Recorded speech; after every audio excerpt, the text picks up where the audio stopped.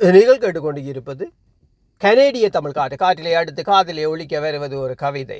கவிதையை தீட்டியவர் தமிழ்நாட்டில் இருந்து கவிஞர் கவிதாயினி ஜெயந்தி அருண் அவர்கள்.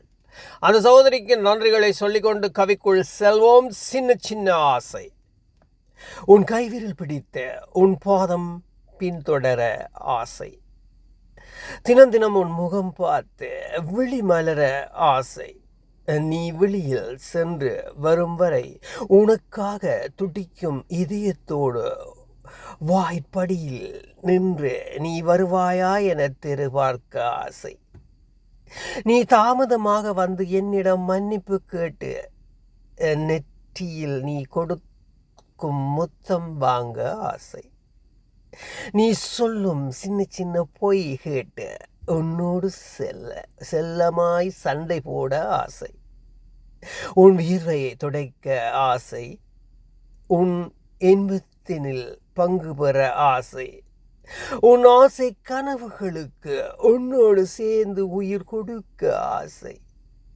பால் நிலவு ஒளியில் உன் மடியில் படுத்து கதை பேசி உறங்க ஆசை, வாழ்கின்ற காலம் முழுதும் உன்னோடு வாழ்ந்து சாகும் போது உன்மடி மீது நான் மட்டுமே சாக ஆசை.